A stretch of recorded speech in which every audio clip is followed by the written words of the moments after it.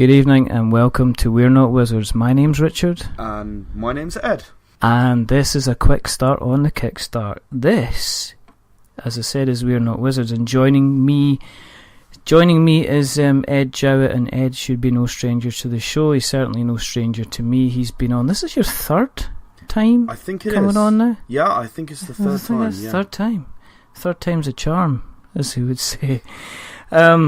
For people who aren't aware, when we do a quick start on the Kickstart, we usually are bringing somebody on in the first kind of week, first couple of days of their campaign on Kickstarter, just to have a little chat about the campaign, have a little chat about what they're doing.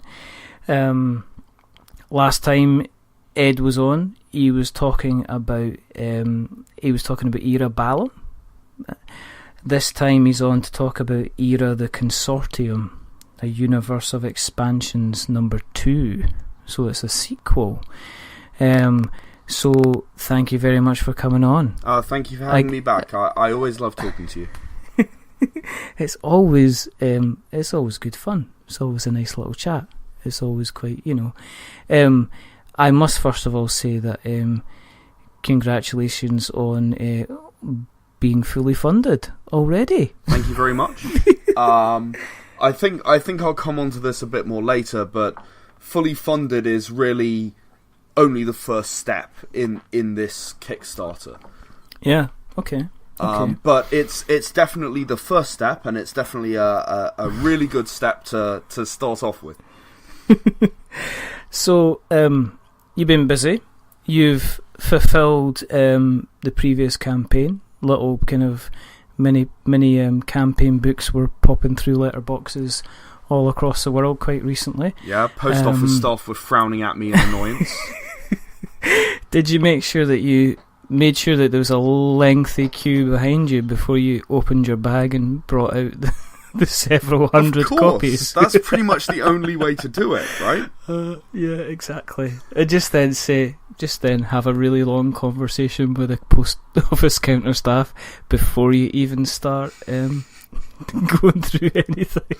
I've never done that, but I'll tell you, there are definitely people in the Acton Town post office who are not massive fans of me. They got wanted posters up. No, have you seen this? But there's this random alarm that sounds whenever I walk in the door. It's just like that. You've got to. Well, did you go in last week to get like a newspaper and a packet of sweets, and folk were just glowering at you? Well, actually, I did go up a couple of days ago, and I just had one, and I walked up to the counter, and it's someone who takes a lot of them in a very good-natured way and deals with a lot of packages. And I walked up to her and she went, "Oh," and I went, "No, it's just the one today." So there we go. So Ed Jowett, scourge of Acton post offices, kind of everywhere. You sound fairly upbeat. You sound quite chirpy. You sound quite happy. Was it a surprise that the campaign kind of hit the first kind of target so quickly then? I wouldn't say a surprise. It's roughly what I was expecting to happen. So I should probably explain a little bit of a history for any listeners who aren't aware of our previous stuff. I think I actually came on and spoke to you for the first time a year ago. Is that right? It was something like that, yeah. For the actual Consortium Universe of Expansions number 1. Yeah. I think that was the occasion that got me on the first time. And with that Kickstarter, and I'm sure in no small part thanks to your listeners, we were actually able to unlock 8 expansions to Era The Consortium, which was, the initial 3 and then 5 more stretch goals met, which was incredible. I couldn't believe it. The support we received from the community in general was amazing, and it became very clear that people wanted to see this game happen. So, the secret agents in space and the fifth alien race, and being able to download your consciousness into computers, and psionic abilities within this sci-fi universe, and time travel campaign which spans sort of 30 sessions across the first 150 years or so of the of the history, and then the revival expansion, which actually was the one that took us the longest. I'd planned for it to be 60 pages. Yeah. And I ended up delivering a 150-page book. That's maps, no mean feat.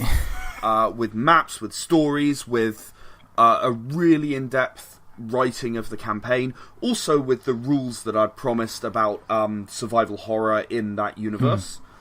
Yeah. Myself and John Lewis, my co-writer and co-conspirator very much on Era The Consortium, we decided that we wanted to do more than just give 5 sessions. We decided to give 5 sessions, each of which broke down into 3 sub-sessions. Right? Okay. So, I mean, it wasn't quite 15. One of them was like a one-off, and one of them only had 2. So, it came to about 12 sessions that we were doing, instead of 5, in this planned book. And then, we got to illustrating the inside of the spaceship that everyone would be exploring, and it was, we exploded that book to 3 times the size we'd expected, and people sat back and waited for it, It was slightly later than the published finish date of the Kickstarter. Then again, is a stretch goal late if it's later? I suppose that's another question. It is. In my opinion, if a stretch goal is after the time when you said it was going to be delivered, that is, the overall project was going to be delivered.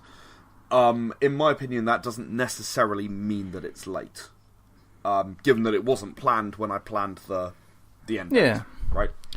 And I think there's a difference between, let's look at it this way, there's a big difference between you having to write an entire new section for a role-playing campaign than there is to say, I'm going to upgrade these meeples from being kind of white to being green instead. So, stretch goals are stretch goals are stretch goals. It depends on what the stretch goals are about and what they actually are. Will have a significant effect on the kind of campaign and the knock on from them as well. I've seen recently stretch goals that have included kind of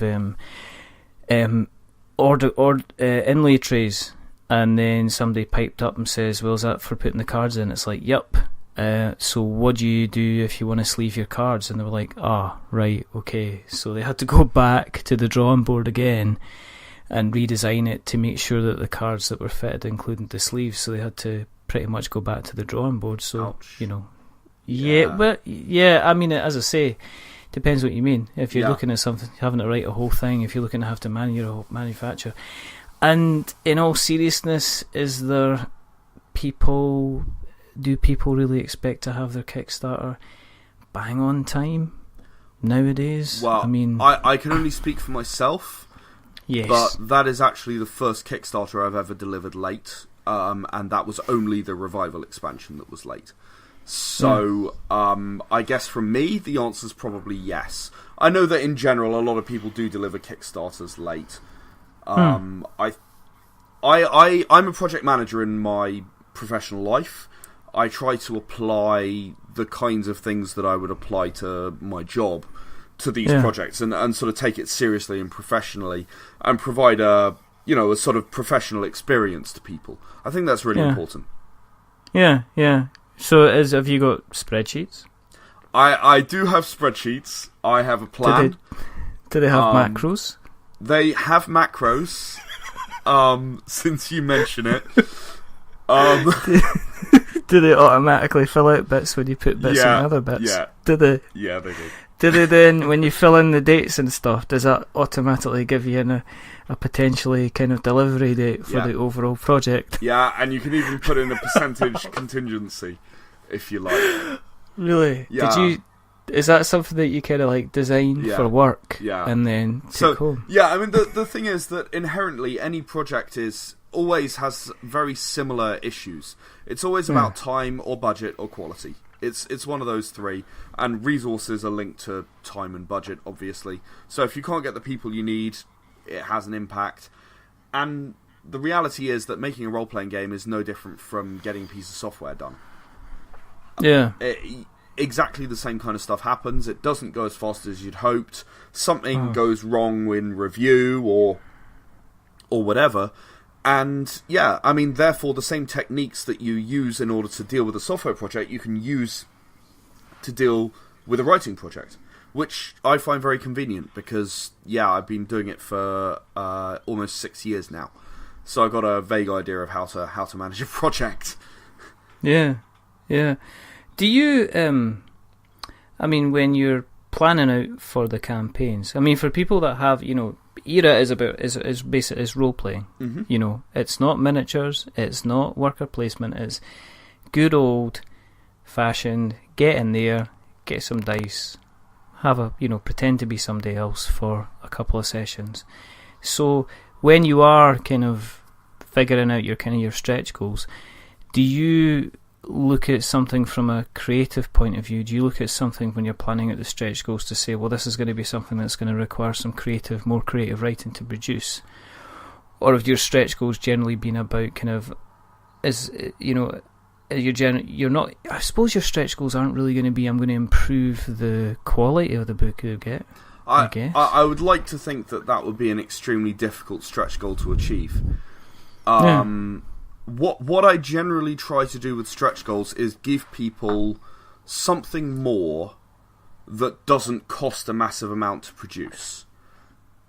Because with role-playing games in particular, your profit margin is not big. If you get 1,000 people on board, it doesn't actually affect the book's cost that much. It does a bit, but not a massive amount, and it means you still have more work to do. So what I try to do is sort of a doing present, as it were. I'll go away, I'll write a campaign, or I'll go away and I will get some more artwork done, or I'll put together some stuff that's sort of a bonus pack that no one's seen before. And I try to give people something that gives them a little bit of an extra experience that no one else will get, rather than sort of something like I'm going to add miniatures to this project suddenly. Yeah. Has it become easier to write stretch goals as you've got into more campaigns, or has it become more kind of difficult? Do you try and challenge yourself to do something completely different every time? It depends a lot on the campaign, to be honest. So, I mean, the one that we're in now, Era The Consortium, a universe of expansions too, and Era Balam were both very, very different challenges. Era Balam, I went for stretch goals which featured bonus campaigns, which would be written by various people. Now, unfortunately, we didn't actually even unlock any of those. Sadly, none of those got written. With Era The Consortium, both this one and the last one I spoke to you about on Era The Consortium, the intention has always been to meet some stretch goals.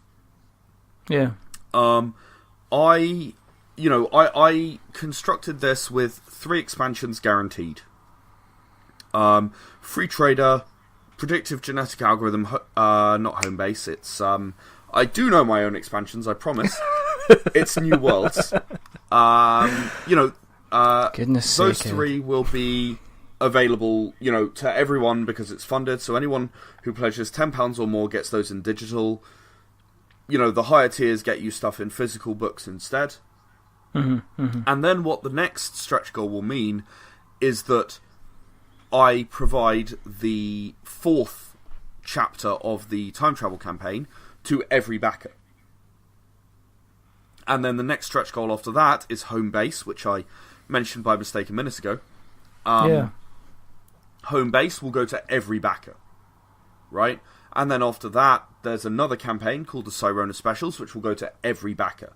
And so on and so on and so on. So every single time that we actually meet a stretch goal, every backer gets more. They actually get more books out of it. So, your £10 pledge becomes, instead of being worth 3 books, in the case of the last Kickstarter, it became worth 8 books. That's got a combined RRP of somewhere around the £80 mark now. £60, £80. for those books, that people just got for 10. Which I think is a good deal, and I think that people who come onto a Kickstarter, who support that Kickstarter, deserve to have a bonus, some reward for believing in a project. And that's really what Era the Consortium's Kickstarter is all about. It's about saying thank you to the people who believe in this project, who are the early adopters, who want to see a new sci-fi universe that offers something that is a little different to what's ever been seen before. So, this Kickstarter, what is it about for people that haven't stepped into the universe before? What can they expect? What are they expecting when they jump into the Consortium universe? Okay, so Era the Consortium offers 500 years of playable history. Now that sounds like a lot instantly, right? Now, to anyone who feels a bit intimidated by that, this 500 years of history is a framework. It's designed not to give, and then this happened, and then this happened, and then this happened, and everything is essentially the same thing. What this is the different subgenres of sci-fi are available by dropping in certain years of Era the Consortium. For example, if you want to play a game about colonizing new planets, exploring worlds and so on, you drop in near the start. If you're a Star Trek fan and you really want to have a sort of an I can't believe it's not Star Trek RPG, you can drop into the start. You can drop into the start of the history, and you can experience this first set of colonization. If you then want to do something that's maybe a bit more sort of war, you want to do a sci-fi war against an alien species intent on wiping us out. You drop in a little later in the history. You want to do transhumanism or cyberpunk, you drop in different places in the history. You want to do something that's a bit Star Wars-esque, the resistance fighting against the evil government, which is sort of a totalitarian regime. You drop in near the end of the history. And all of these things offer the opportunity to do different sort of subgenres, different stories within the sci-fi universe. The thing is that this means, A, that you only need to get one sci-fi game in order to do all of these different things. Yeah. B, you have the opportunity to not only sort of play someone in one location in the history, you can then hop back or forward and play an ancestor or descendant of the same character and find out, how someone with essentially a very similar personality reacts to a totally different situation. Because when you're defending against an alien race that's bent on your destruction, you're quite likely to act in a very different way to when you think you're fighting against a totalitarian regime within your own society. But you can have a very similar sort of mindset, a very similar character, and you can find that these two characters act in very different ways because of the situation they're in, more than who they are.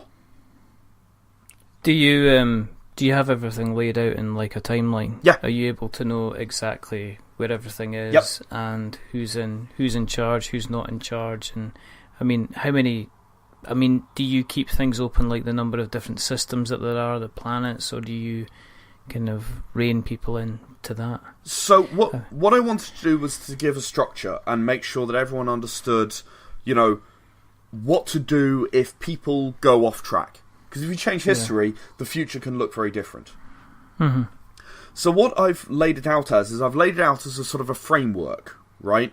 These events happen at these times, at this point a wormhole is discovered to the next system, right?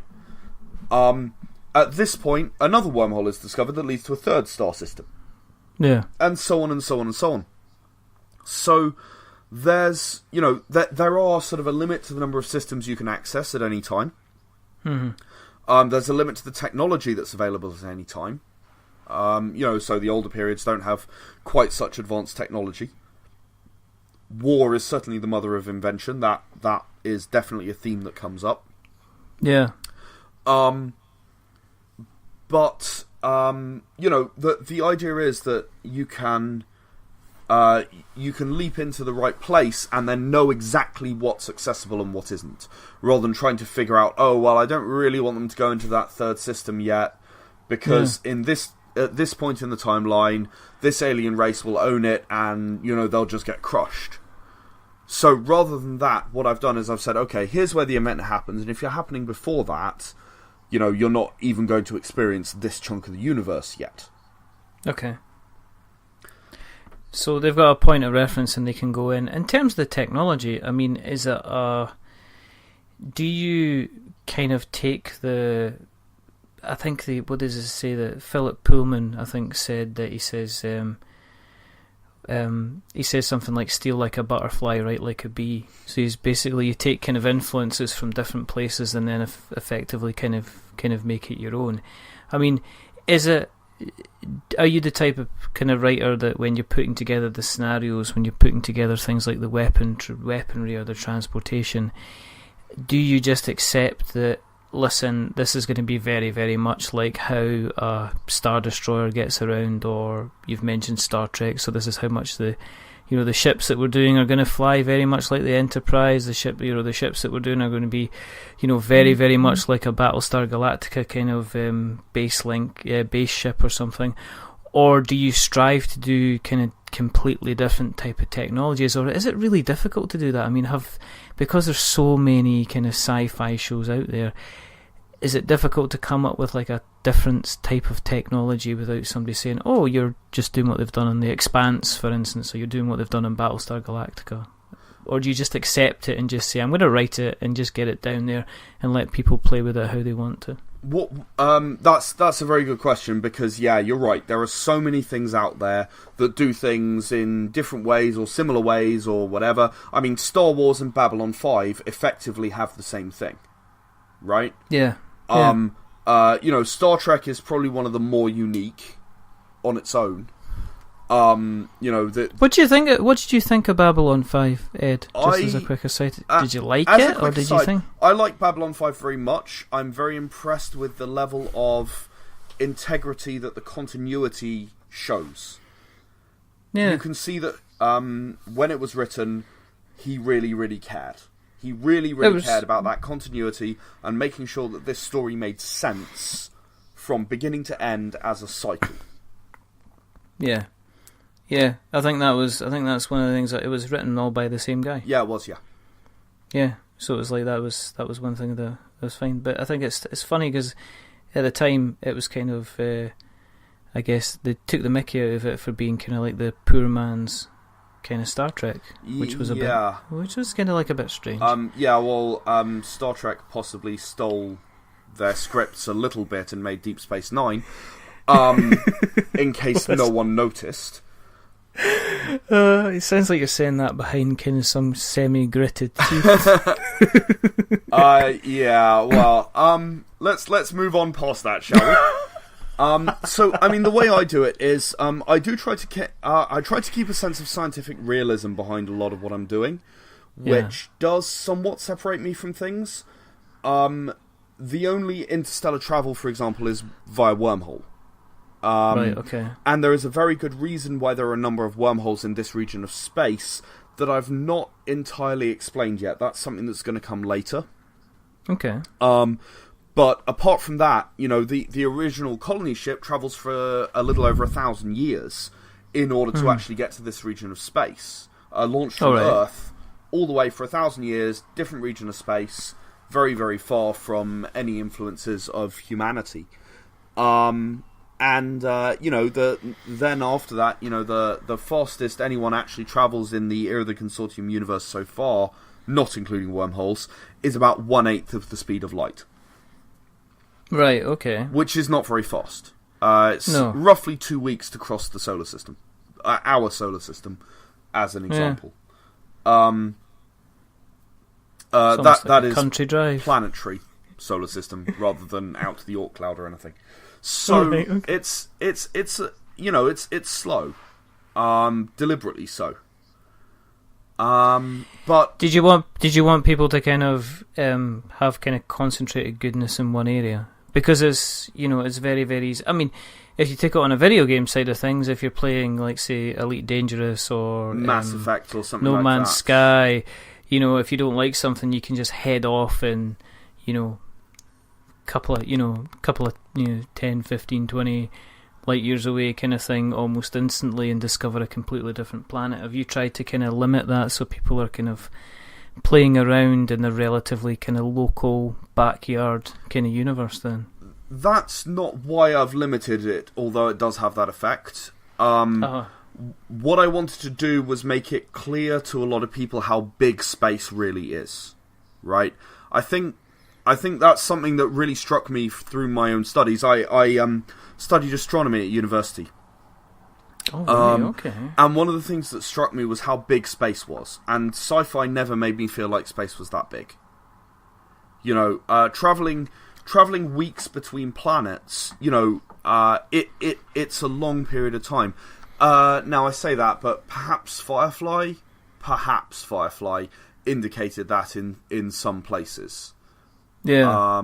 That how far it is, how far out you can be from things, just going between planets. Okay. Okay. But I found that, that was something that I feel that I wanted to maintain. That it's a long way to go somewhere else. You're talking about a month's journey to go across the consortium, and that's assuming you're pretty lucky. It depends on orbits and so on. Okay. So yeah, I mean, to me, that was a factor I wanted in there. I put the restricted speed in there for that reason. Of course, that also let me do a little story point in the book where actually a giant ship, nearly as big as the colony ship that originally travelled, actually flies off to the nearest solar system, and it takes 40 years to get there. It's a generational ship that's deliberately intended to be, because it takes 40 years to get there, they stay there 11 years, and 40 years to get back. That's big space, Ed. And that's the nearest star system. Yeah. It's a long way. So is that what you're trying to bring with the kind of the era stuff then? Is you try to say, well, actually, let's be a bit realistic and let's not be kind of Star Trek-y or Star Wars. There's not going to...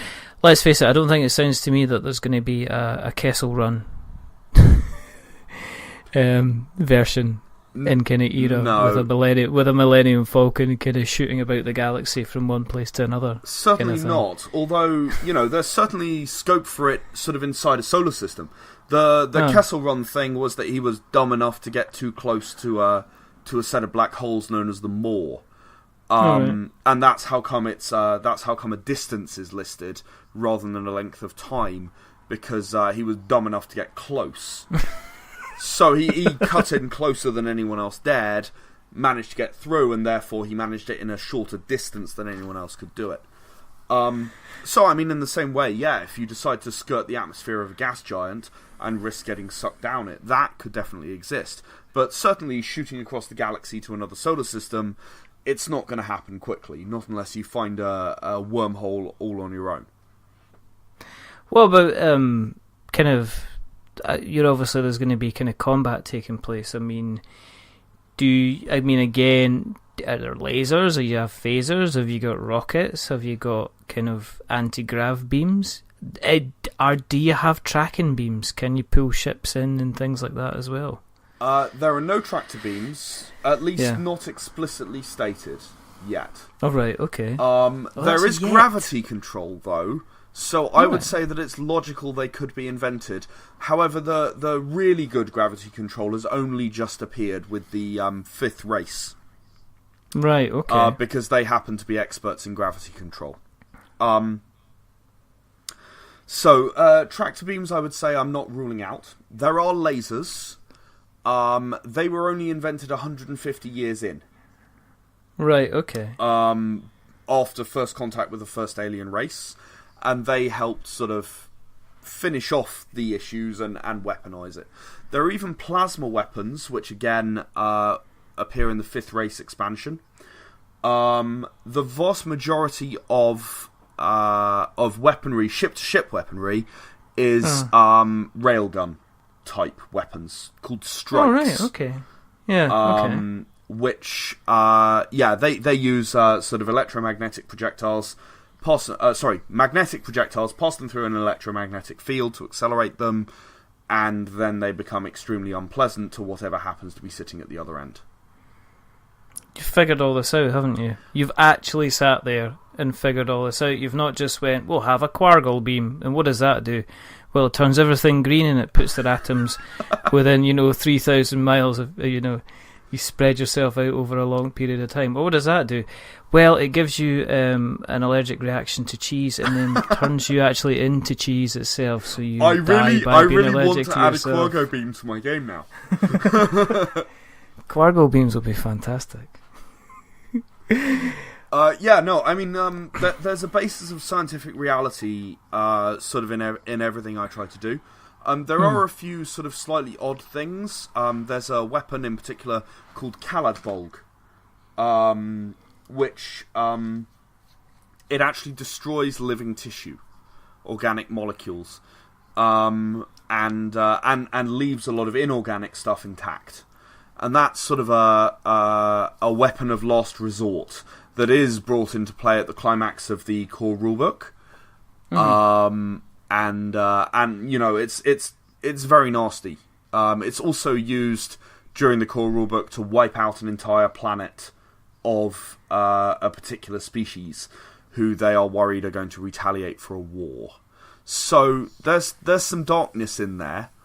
And there are definitely some things which are maybe a bit more exotic, but the majority of the stuff you'll come across is reasonably scientifically explainable. And that's, I wanted to make a hard sci-fi game. Now, that said, that is Era The Consortium. It is certainly not true for some of the other stuff I'm doing. I'm working right now on a game called Era Atlantis, where you literally call the gods for help, and various unpleasant things will happen to the people around you, such as lightning randomly striking the area. Is that scientifically explainable? Not really, but it's a fantasy game.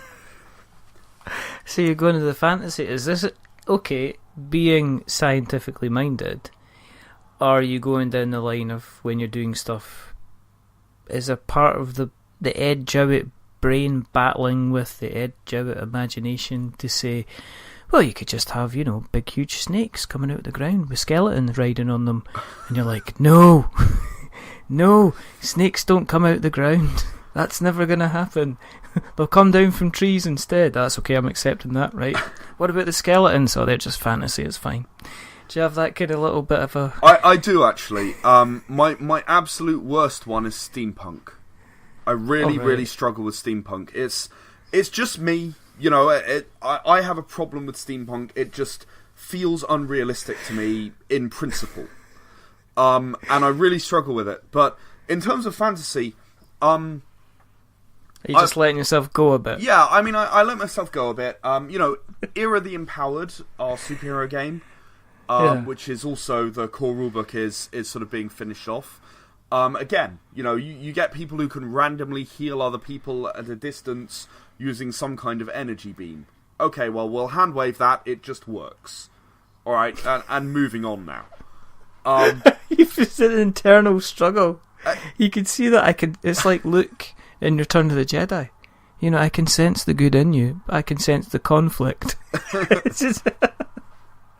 So you're just going, well, maybe that's right. Maybe he's kind of giving positive electromagnetic, energy to this other person that's causing the, that's causing the immune system to kick in, and it could maybe be speeding up healing.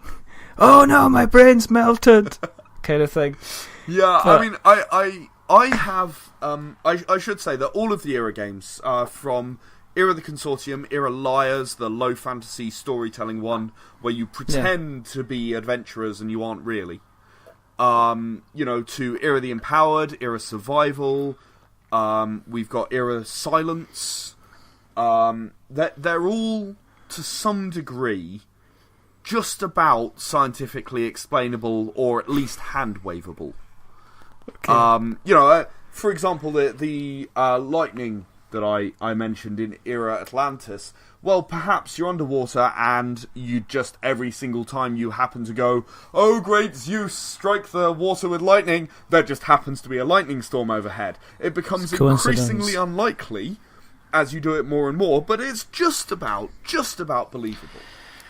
Well, I don't know, you could explain potentially increased ionisation in the water might have an effect on it. Yeah. I'm just being slightly scientific, and then you could. A build up a high pressure area. Yeah, I mean, if you have the ability to sort of modify the electrical fields around you, then yes, you could potentially cause lightning to strike. So yeah, I mean, there are ways. It's totally explainable. There are ways around it. There are ways of explaining this stuff, and I feel there has to be, because they all exist in the same universe. Yeah. Now, that doesn't mean that you can't pick up one game on its own and play it for exactly what it is and not care about any meta plot that may or may not exist. Or I should say, any meta plot that exists. My plan, slightly longer term, is actually to link all of these games together and explain how they're all linked and where those links lie. But I'm not quite there yet. I'm probably 2 years out from that, give or take. So you got a plan for the next kind of course you have, haven't you? Yeah. You've got everything planned. Oh yeah. You've got everything. No, I've got this going on now. I'm looking forward to making some more Consortium expansions, and I'll give you a few details on those in a moment. Then I've got Era the Empowered, which I mentioned. It was actually the third game I released, but I never released a full rulebook for it. So I'm finishing off the rulebook now. Most of the writing is done. We're just finishing that off, and the artwork is well underway. I've then got Era the Chosen, which is a sort of think Doctor Who horror meets Turok. Oh, okay. And we better explain Turok. Turok, the video game, and I am talking about Turok Dinosaur Hunter and Turok 2, not whatever that was on the Xbox. And to explain to everybody that Turok the Dinosaur Hunter and Turok 2 were two games which were on the N64, which is the Nintendo console that preceded the GameCube, which preceded the Wii. And the Nintendo 64 followed after the Super Nintendo.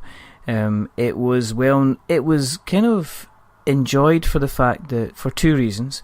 The first reason, it was a real kind of first person shooter, because that game became quite popular after GoldenEye was such a success. Yeah. And secondly, it was also famous for the fact that it had a massive kind of cheat menu that you could pretty much enter in, kind of you could enter in kind of like a whole pile of different cheats to kind of make you invincible and vulnerable, make the world all kind of rainbow coloured, make the world black and... I mean, there was a whole range of kind of different cheats. And it also, I think, on the other side of it, wasn't the Turok 2 needed an expansion pack for the Nintendo 64? No, that was Turok 3, actually, that needed the expansion pack. Turok 2 was good plain, I think, from memory. But yeah, Turok 3, and then after... And the reason I specifically say Turok Dinosaur Hunter, Turok 2 and Turok 3 as the sources, after that they threw away that continuity and continued onwards. And I don't know if that was maybe it was bought off Acclaim or something like that. Yeah. Because I know at the time Acclaim made comics. The company that made the game also made comics about it.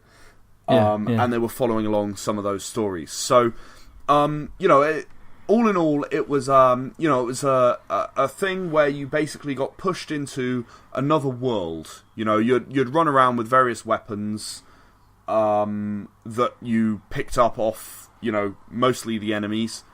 From flamethrowers and so on, all the way up to the cerebral bore, which would quite literally bore into someone's head. Exactly. It was awesome. Absolutely brilliant. Really, really interesting first-person shooter game. And as you say, it was shortly after GoldenEye, and GoldenEye was very popular at the time. Yeah. Yeah. And it was still the way they did mist on levels. Basically, Yeah. the game engine was like so poor at having any kind of draw distance. Yep. There was constantly mist in front of you. Well, and about 50 that, yards. yeah, but I mean that just added to the spookiness of it, because you had such limited visibility, you couldn't see things miles away. Yeah, that's what they said at the time. I remember that. And then folk were like, oh, look, this one on the Xbox has got massive draw distance. We don't want that. We don't like actually seeing what's going on. Now you get like Horizon Zero Dawn, and you're like, oh, is that the mountain? I can see mountain someone range over picking there? their nose 10 miles away, yeah. Exactly. You know, what are they doing in that village? He's putting on his hat. So you've got that game coming. I've got that game coming. I've got another card game coming that I'm working on. I've got Era Atlantis that I've mentioned. That's going to be coming at some point, maybe next year. I've got 3 or 4 others. I've got a sort of, you might say, a Matrix-inspired game, which sort of a cyberpunk thing, where you can sort of modify the universe as you go. Oh, okay. I've got a JRPG inspired game. Oh, cool, you know, okay. I want to sort of. I can't believe it's not Final Fantasy. Is kind of my project brief for that. All right. I'm okay, a cool. big Final Fantasy fan, so you know I enjoy those games, and I wanted to bring something to the role playing game sort of genre, which gives you that kind of feel in a world that you can play. And I've got a full-on high fantasy game coming as well, which I invented the mechanics for 3 years ago, and never got around to actually putting in a game. So I've got loads and loads and loads coming. I have so much that I want to do. They're all pretty much being worked on all at the same time. I've definitely got a lot more coming in terms of new games, let alone the new expansions that we're doing for Era The Consortium. Mm-hmm. Would you ever move away into a different genre? Would you? I mean, you've done obviously the card game. Mm-hmm. Have you thought about taking the next step? Would there ever be a kind of a cardboard Era Consortium, kind of maybe 4X game or worker placement game, or toe-to-toe kind of strategy battle type game? Has that ever kind of crossed your mind? Is that funny? You should ask that question.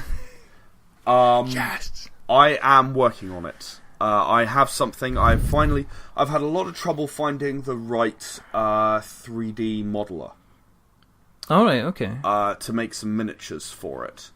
But miniatures which feature certain characters from the Consortium universe can very easily be used not only for role-playing, but also for a... now, what did my friend call it? He called it more of a sort of a tactics board game. I visualize it as somewhat similar to Descent. Okay.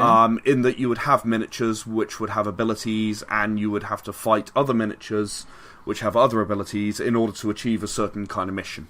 That might be assassination, or it might be, move cargo from one place to another, and so on and so forth. I actually have 12 missions mapped out. I am 100% planning to do that. I have finally found the modeler who can do the job.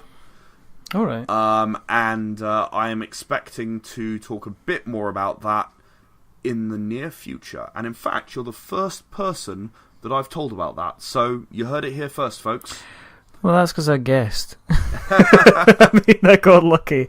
Let's face it, I was not like I kind of knew it. I kind of went through about 3 different genres. So, Ed, are you likely to do... You've done a card game. Are you likely to do... are you likely to do maybe, say, worker placement? Are you likely to do this? Are you likely to do that? Are you likely to do... And you go, oh yeah, one of them. Definitely. There wasn't any skill involved. It was just pure... it was just kind of pure luck. I like creating universes. I like telling stories. And I don't feel limited by genre. You may or may not already know, we actually already create comics as well. Mm-hmm. that are based in our universe.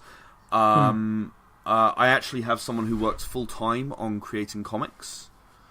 So there's actually going to be a big step up in what we're offering in terms of comics. We're hoping over the next few months. It's a very exciting time. We're sort of trying to let more people know that we exist. That we're telling stories, that we're enabling the telling of stories which are interesting, exciting, valuable, worth listening to. Are you close to kind of getting to the point where you can say, actually, let's think about doing this on a full-time basis, or is that still a while away? Or are you alternatively just saying, look, I like my job, and then I like coming home and I like doing this stuff as well? Are you quite content to keep doing what you're doing? Or is the view to eventually be kind of not doing the day job and doing this on a kind of like a full-time-ish basis instead?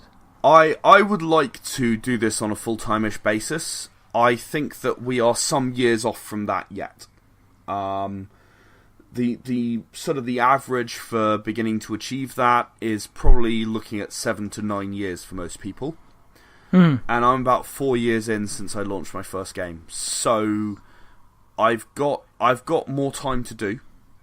There's more work to do. I think we're doing well. I think we're making good progress, but we're not quite there yet.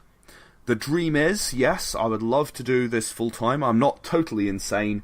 Working 100-hour weeks does take its toll over time.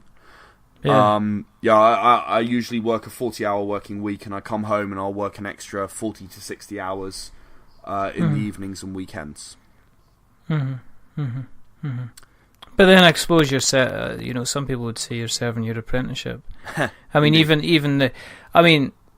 look at it this way, okay? Even the guys that I know that have gone on and done huge kind of Kickstarter numbers. I mean, the latest one was, I'm going to say this, publicly. Congratulations to Richard Keane, who was on the show 3-4 weeks back, who was doing these Dinogenics campaign. Yeah. It funded to the tune of $144,000. Yeah. So he's just completely blasted everything kind of out the water. But it was the same with Frank West and City of Kings.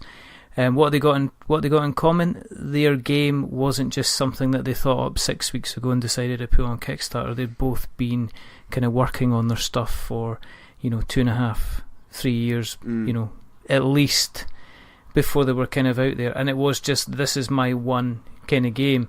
You seem to be constantly busy, you're constantly active, you're always kind of constantly putting out the content on there, you're building up your kind of own universe, which just hats off, because there are going to be people that are not you, that are sitting in front of a computer, that have just deleted their opening sentence for their role-playing game for the 57th time and are about to call it a night and go and watch the rerun of Bake Off on BBC iPlayer kind of thing, Congratulations to the person that won. I'm not going to spoil it. It was Sophie. Well,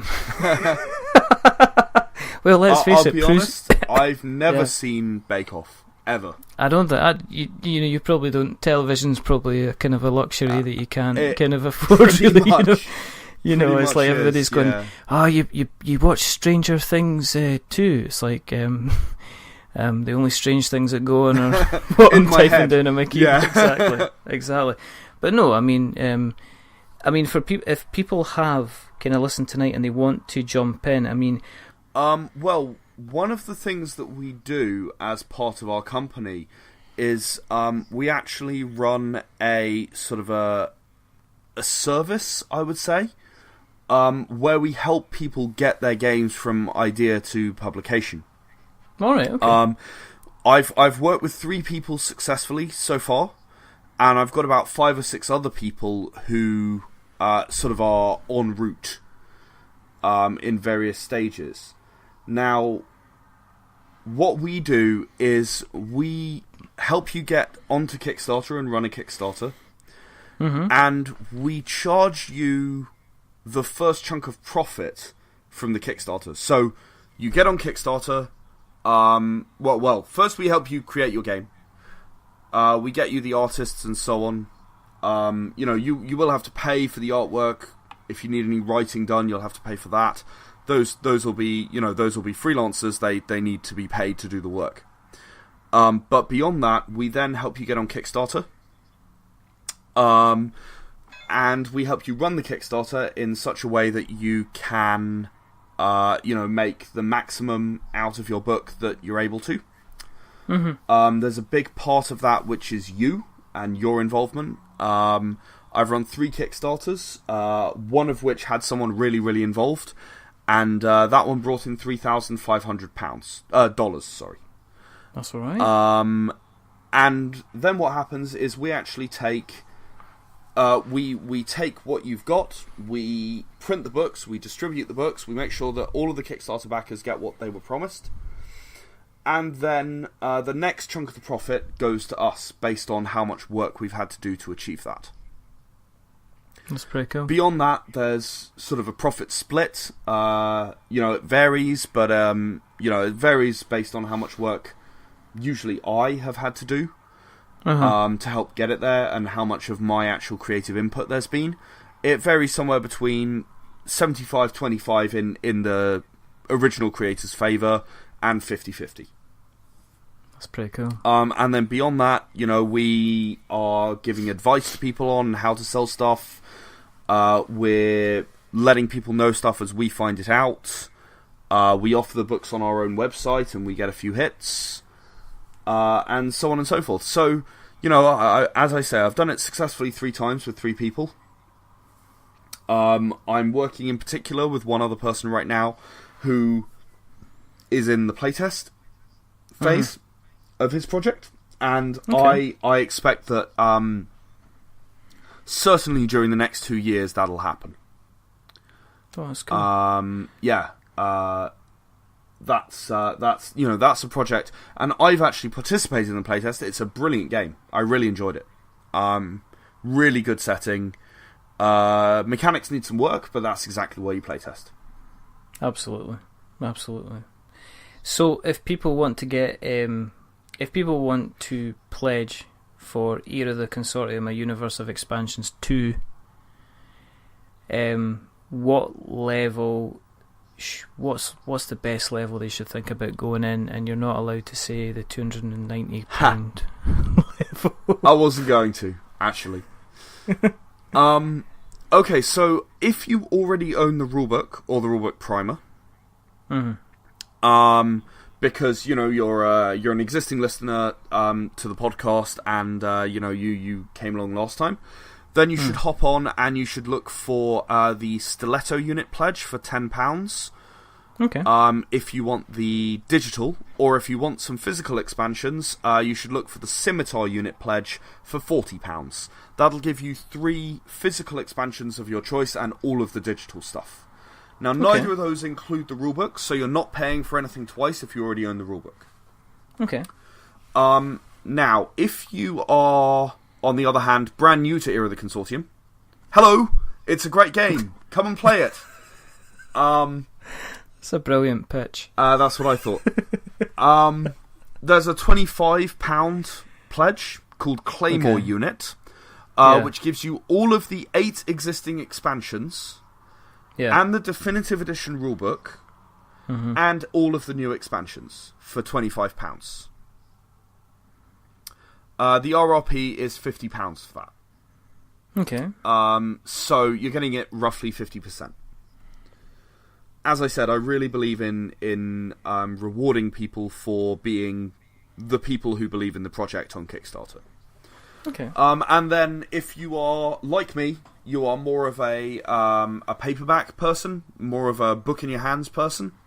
There is another £40 pledge, which gives you just the core rulebook in paperback and all of the expansions, all eight that have already been made, and all 3 plus new ones.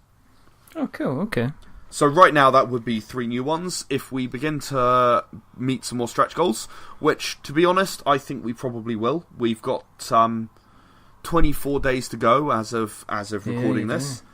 And, I think that there's a really good chance that we'll meet some more stretch goals. And if we do, then you'll get 4 books, or 5 books, or 6 books, instead of just 3, plus those 8, plus the paperback core rulebook. Cool. And those are the tiers that I would look at if you are anything other than someone who really loves sci-fi, who really, really wants to have the best of the best. And, you know, the tier that you mentioned that is over £200. Yeah. Again, it's, you know, the RRP is £270. You know, you're still making a saving on that. And you're getting the definitive edition, which is, I know I'm biased, but it is a beautiful book. Absolutely beautiful book. I sit there stroking it for hours on end.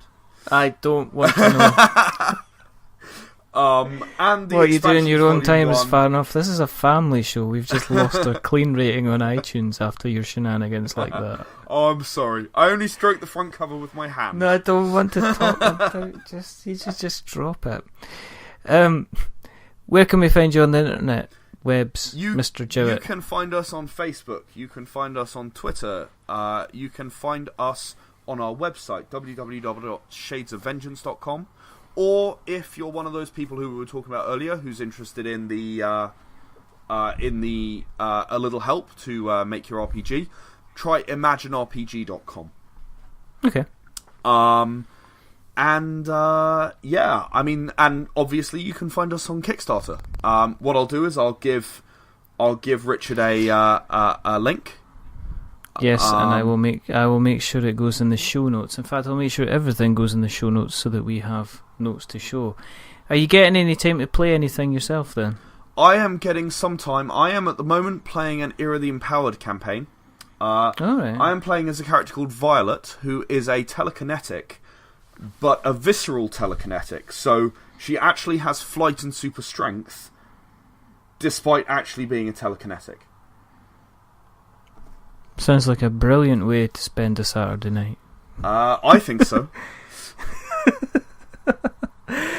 If you want to keep an eye on what we're up to, and I guess, yeah, there's a couple of things we have to say. First of all, the board game crate competition is closed, and our lucky winner who has been notified, and they've already gone ahead and they've set up their account and they're going to get their board game crate in December time. For everybody that entered, thank you very much for entering. For anybody that started listening because of that, then hello and thank you for listening as well. Bit of, I guess, humble bragging is that we, this potentially might have finished by the time this episode comes out, but we were asked, or we were honoured to be asked along to take part in Jamie Stegmaier's kind of yearly fundraising event, where this year he's asked 10 different content creators, including ourselves, Tantrum House, to come along and basically recommend like a charity that they could support. And what he's doing is he's auctioning off 10 signed copies of Charterstone, which include kind of some customised meeples, printed meeples, and also include some customised components. And we have decided, myself and Colin had a chat about this, so the money that we raise is going to go towards Rachel House, which is a children's hospice about 10-15 minutes away from where we live in Kinross. Last time I checked, Jamie has said that he will basically match the funding up to a value of $500. So currently our bid is at $500, so we're going to give $1,000 to a very, very worthwhile cause. So it's to publicly just say thank you, Jamie Stegmaier, you wonderful man, for getting us involved and also allowing us to do some very, very good things to a very, very worthwhile cause indeed. Other announcement as well is look out, there'll be other competitions coming up in the next couple of months. If you want to keep an eye on us otherwise, then please go to Google, search for We're Not Wizards. You'll find us on Twitter, you'll find us on Facebook, you'll find us on YouTube, because our lovely podcast host Podbean automatically place our episodes on YouTube. If you want to find us directly on YouTube, search for We're Not Wizards Tabletop Podcast. We do have our new customised URL, so feel free to use it. You can find us on Spreaker and Stitcher and Acast. You can find us on Podknife, who are a lovely little podcast aggregator who are new. They're out there and they're trying to grow, so please check out what they do. If you like what you've heard tonight, then please go to Apple Podcasts, because apparently every time that somebody subscribes to us on Apple Podcasts, an angel gets their wings. So isn't that lovely? If you like us even... I know it's such a bad lie, but it's so nice. But on the other side of it, if you fancy leaving us a review, remember, even though you're probably going to be tempted to, please don't leave us a 10, because that'll make us big-headed. Don't leave us a 1, because that'll make us cry. Leave us somewhere in the middle, like a 5. Or a 1.5. Don't say that. Don't say that. Don't tell her we leave 1.5. Okay.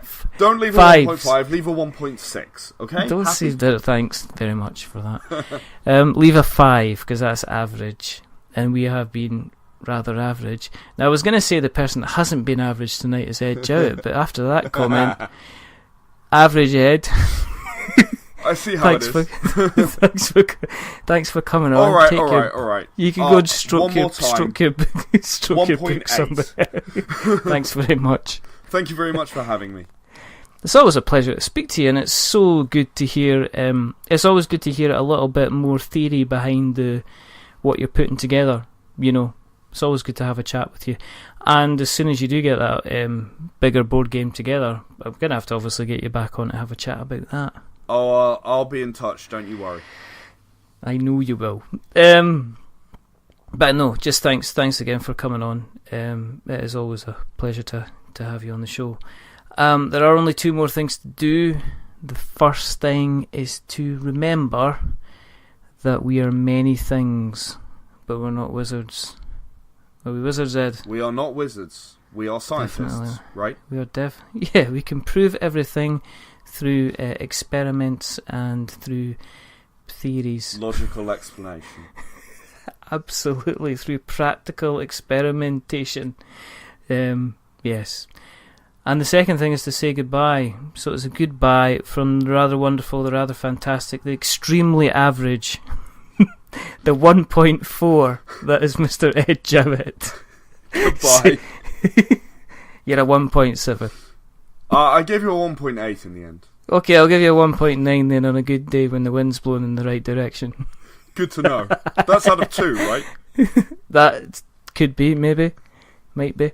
And it's a goodbye from me. Remember, stay safe, roll 10s.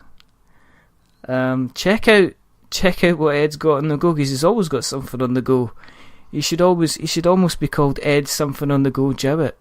As I say, we will be putting the links in the show notes so you can check out Era Consortium Part 2. But until the next time, goodbye. Say goodbye, Ed. Goodbye. That was an average goodbye at best. Till next time, bye.